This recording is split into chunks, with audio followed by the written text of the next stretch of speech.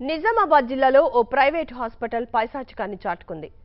శవాలను రాబందులు పీక్కు తిన్నట్లు రోడ్డు ప్రమాదంలో మరణించిన వారి మృతదేహాలతో బేరసారాలకు దిగుతోంది. జక్రాన్పల్లి మండలం సికింద్రాపూర్ దగ్గర నిన్న జరిగిన రోడ్డు ప్రమాదంలో గాయపడిన వారిలో ఇద్దరు చికిత్స పొందుతూ మృతి చెందారు. అయితే 78,000 రూపాయలు కడితేనే మృతదేహాలు అప్పగిస్తామని హాస్పిటల్ సిబ్బంది చెప్పారు. అయితే ఫస్ట్ ఎయిడ్ మాత్రమే చేసి ఇంత బిల్లు వేయడమేంటని బంధువులు హాస్పిటల్ ముందు ఆందోళన చేస్తున్నారు. చివరకు మీడియా జోక్యం చేసుకోవడంతో హడావుడిగా పోస్ట్ మార్టానికి తరలించారు.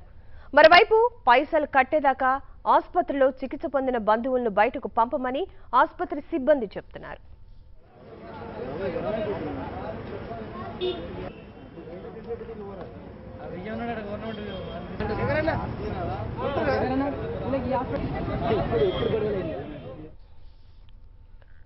నిజామాబాద్ లో ప్రైవేట్ ఆసుపత్రి అరాచకాలపై మరిన్ని వివరాలు మా ప్రతినిధి శేఖర్ అందిస్తారు. శేఖర్, చెప్పండి, మృతదేహాల అప్పగింతకు ఆసుపత్రి సిబ్బంది ఎందుకు నిరాకరించింది? బంధువులు ఏమంటున్నారు? ప్రస్తుతం అక్కడ పరిస్థితి ఏంటి?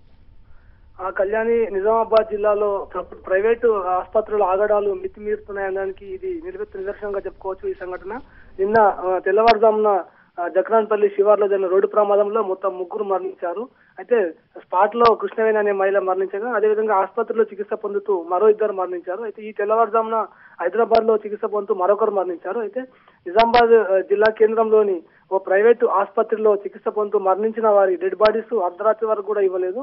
అయితే మొత్తం 78,000 రూపాయల బిల్లులు కట్టాల్సిందేనంటూ ఆసుపత్రి యాజమాన్యం ముఖం జారీ చేసింది. అయితే వీరంతా కూడా ఎంత వేడుకున్నా కూడా వాళ్ళు కనికరించలేదు. అయితే ఈ తెల్లవారుజామున ఈ విషయం మీడియాకు పొక్కడంతో హడావుడిగా 2 మృతదేహాలను జిల్లా ఆసుపత్రికి పోస్ట్ మార్టం నిమిత్తం తరలించారు. అయితే మరో 3 క్షతగాత్రులు ఆసుపత్రిలోనే ఉన్నారు. అయితే వీరిని కూడా డిశ్చార్జ్ చేయాలంటూ వాళ్ళు వేడుకున్నప్పటికీ కూడా 78,000 రూపాయలు కట్టాల్సిందేనని చెప్పి వాళ్ళు చెప్పారు. అయితే వీరందరూ కూడా మామూలు ట్రీట్మెంట్స్ చేశారు, ఓన్లీ ఫస్ట్ ఎయిడ్ చేశారు, ఎలాంటి మేజర్ ఆపరేషన్ కానీ అట్లాంటి ట్రీట్మెంట్స్ ఏం జరగలేదని చెప్పేసి బాధితులు ఎంత మొత్తుకున్నప్పటికీ వాళ్ళు నిరాకరించారు. దీంతో బాధితులంతా కూడా ఈ రోజు కొద్దిసేపటి క్రితం ఆసుపత్రి వద్ద ఆందోళనకు దిగారు.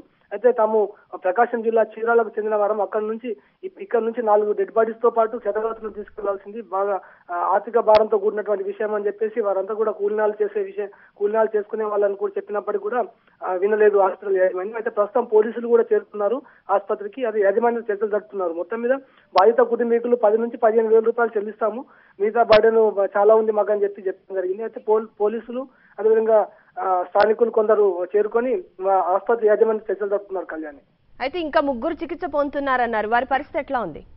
అయితే వాళ్ళ పరిస్థితి మామూలుగా ఉంది. అయితే మా విజయ్ కుమార్ అనే ఆర్ఎన్బి ఉద్యోగి, అతని భార్య కృష్ణవేణి సంఘటన స్థలంలో చనిపోయింది. ఇతను కూడా ఆర్ఎన్బి ఉద్యోగి. అయితే మామూలు గాయాలయ్యాయి. అయితే వీళ్ళ మదర్ ఎలిసమ్మ, అదేవిధంగా భార్య కృష్ణవేణి ఇద్దరు కూడా చనిపోవడం జరిగింది. అయితే ఇతను ఈ రోజు డిశ్చార్జ్ అయితే తప్ప అక్కడ అంత్యక్రియలు జరిగే పరిస్థితి కనిపించడం లేదు. అదేవిధంగా హైదరాబాద్ లో పోస్ట్ మార్టం పూర్తి కావాలంటే కూడా ఒక అనుష అనే బాలికకు సంబంధించి ఇక్కడ నుంచి పోలీసులు ఇంకా ఎలాంటి రిపోర్ట్ పంపడం లేదు. దీంతో జిల్లా ఆసుపత్రిలో 3, అదేవిధంగా హైదరాబాద్ లో 1, ఈ 4 పోస్ట్ మార్టం కావాలి. దీనికి సంబంధించి విజయ్ కుమార్ డిశ్చార్జ్ అయితే తప్ప ఇవన్నీ కూడా లింకులు తొలగిపోని పరిస్థితి ఉంది. కళ్యాణి.